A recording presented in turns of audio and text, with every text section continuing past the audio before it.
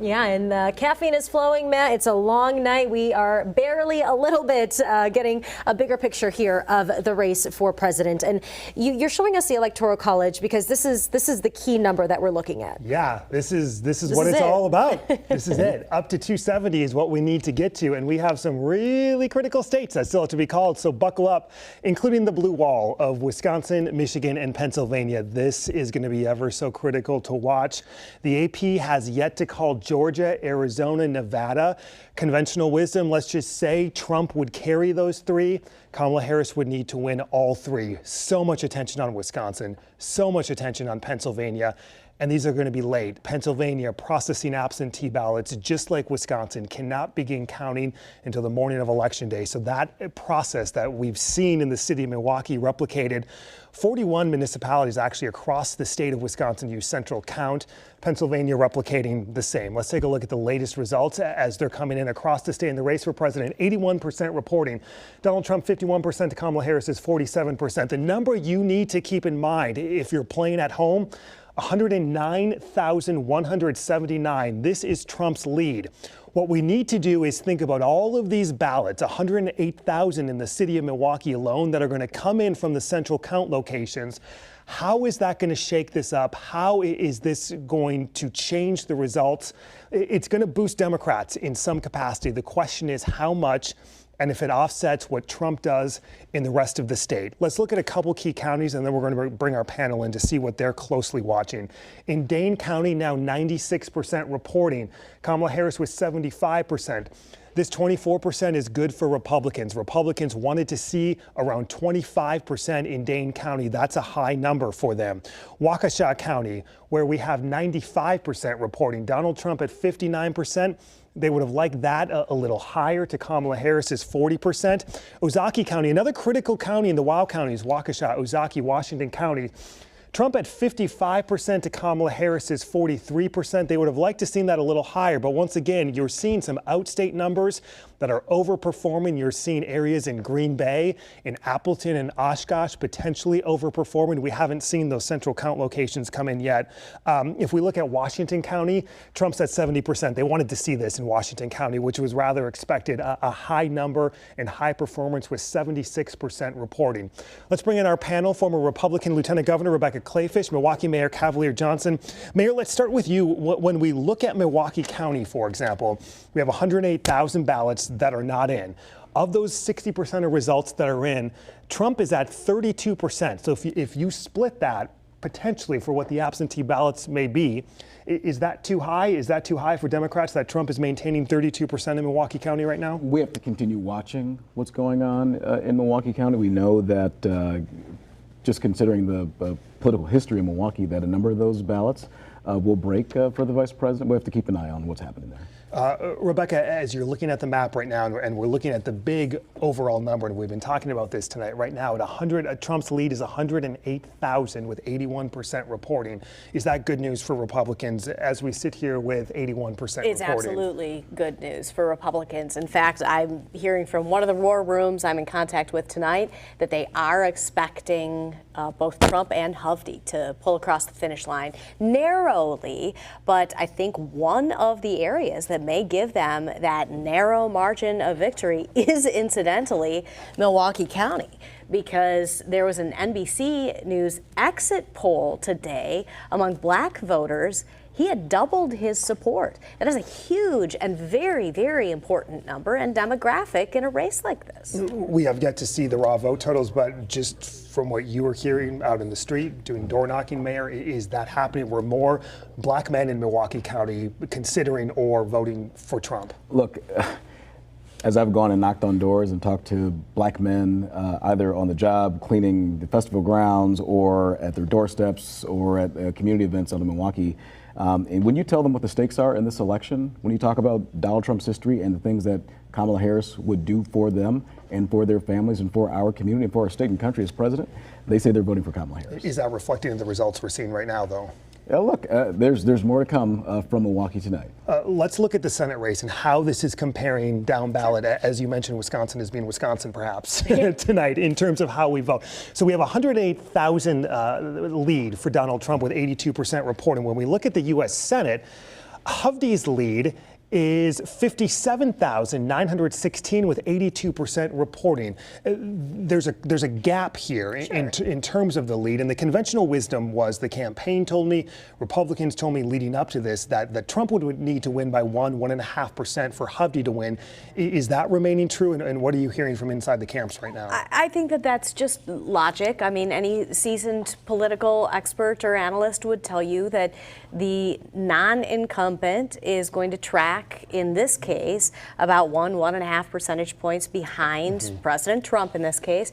And I think that that's probably what we will see at the end of the day. But I think more excitingly, as we wait for these central counts, these ballot dumps to come in, we are seeing Trump and Hovde overperform in rural and suburban areas where they don't have those central counts. We're seeing the same among our state assembly and our state Senate representatives. When we look at Dane County, and this is comparable to what we're seeing in the presidential race, Tammy Baldwin was 75% to Eric Hovde's 23%. Is this over for Democrats yet in the state of Wisconsin, Mayor? No, I don't think so at all. There's still a lot coming out of Milwaukee. We're not even at 100% reporting in Dane County. Still got Douglas County that's out there that typically still votes Democrat. And as you look at Dane County, when I look at those numbers for Senator Baldwin and Mr. Hovde, it's down even a tick from the last reporting. Let's look at this. We've been talking tonight. Let's just update where we are with this third party impact, with 82% reporting, 14,754 votes for Robert F. Kennedy Jr., 10,131 for Jill Stein, 1% for Kennedy, 0.4% for Jill Stein. What impact is this having on what we're going to see tonight? I'll be honest, it's irritating because Robert Kennedy was literally just on stage telling everyone, don't vote for me. And yet, clearly, people still voted for him. And as I mentioned before, I mean, perhaps it's the healthcare aspect of things and people who are single issue voters. I hope the large percentage of that is not a protest vote, because ultimately we need voters to come home. This is for all the marbles. This is for the leadership of the free world. And I am surprised at Jill Stein's vote total and the fact that Dane County has come in and we have such a high percentage reporting in Dane County, and she's still only at, 10,000 votes. So are Democrats less irritated with Jill Stein at this point than Republicans are with RFK Jr. in the state? We're irritated, but probably not as much. Look, as I said before, I think that there are a number of Republicans who said that so many lines were crossed with Mr. Trump and we're not going to support that candidate. Donald Trump is not the Republicans, does not represent Republicans that we saw in recent campaign cycles. Not Mitt Romney, not John McCain, not George H.W. Bush, who was an inspiration for me to run for office in the first place. I told you, by the end of the night, the mayor is really going to reconsider the whole party affiliation. It ain't happening. But we still have time. We don't have that much time. You never know. I'm still going to try.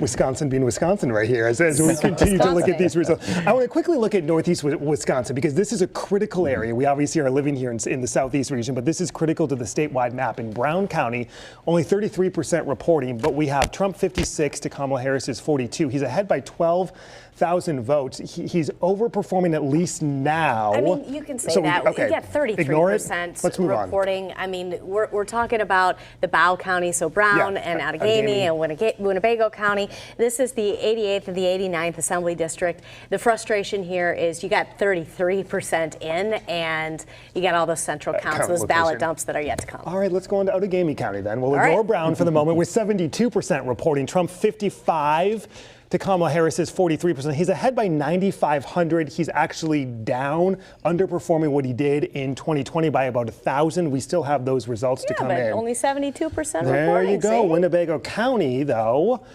36,000. He's ahead by 8,800. He's dramatically overperforming in Winnebago County from what he did in 2020 with 68% reporting. This region, Mayor, for Democrats, what do we make of the importance of Green Bay and the Fox Valley region statewide? I think for Democrats and Republicans, it's critically important. It's a swing part of the state. And what happens in that region can swing statewide elections. We've seen that in the past. But as you said, he's overperforming in some places, but underperforming in some other places from his own numbers in previous elections. So we got a long night ahead of us. Let's talk about our two favorite counties for a second, Sauk County and Door County. But we might as well add Kenosha County in We there can as add well, Kenosha just for County as well, balance. just for fun. Sauk County and Door County, they were correct, they flipped. So they picked 2016, they picked 2020, the only two counties. Sauk County, Trump 50 to Kamala Harris 48%. That's 100% reporting. So Trump winning Sauk County with unofficial totals in. And then if we look at Door County, it's flipped. Kamala Harris winning Door County 51 to 48. One of these counties is going to be wrong. Can we make anything of these two counties that picked 2016 and 2020 at this point?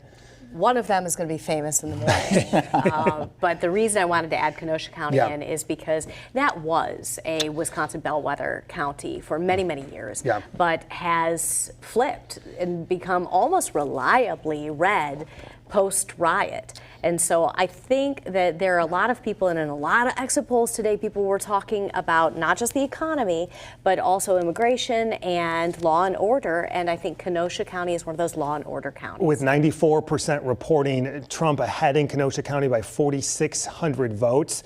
He won in 2020 by 2,700 votes, so overperforming. Have Democrats given up on Kenosha County? Is Kenosha a bellwether for Democrats anymore, or were you expecting Republican margins like this? No, I don't think that Democrats have given up on any county. I mean, Democrats have consistently worked to have operations in all of our counties. And we saw in this election, Democrats opened up organizing offices in counties, including competitive counties, all across the entire state of Wisconsin. I've been very proud of the Democratic operation over the course of this entire campaign.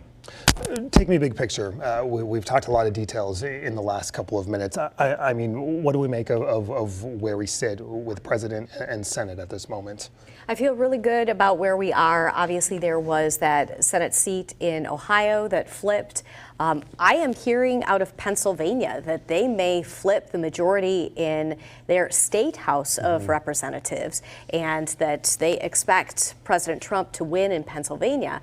Obviously, that would be incredibly significant. But I think in Wisconsin, we are going to see a narrow margin of victory for President Trump and Eric Hovde. Mayor, with Trump leading by 113,000 at this moment, where are you at? Where are Democrats at? We still have a lot of votes coming in from Milwaukee. I'm still watching what's happening in Waukesha County as well. And looking at other parts of the state. But it's still a long night ahead of us. Rebecca, to Waukesha County, how telling with 99% in now that Trump did not get 60 or above. How catastrophic is that for Republicans? It's barely there. I mean, it's frustrating. I will admit that. And obviously, Dewey Strobel in the 8th State Senate has a small chunk of Waukesha County, Menominee Falls area after Democrats so badly gerrymandered those maps. You see that, Waukesha County is going to be critically important. It will remain critically important. If this were a debate, I'd give you 30 seconds to respond. But it's not a debate, so no need, I guess. Let's take a look at the big picture of the Electoral College map as we begin to piece the map to 270. Donald Trump, 230. Kamala Harris, 210. We still have all of these critical states to come in. Wisconsin, Minnesota apparently has not been called yet. So we'll see what happens. We'll see what's happening there with the Associated Press. Wisconsin, Michigan, Pennsylvania. These are all of the winners right here. AP has yet to call Georgia, Arizona, Nevada. There is still a path for both candidates in some scenario. It is looking more critical at this point that Kamala Harris would need to sweep all three if Trump carries these. But the races have not been called. There's a way to go.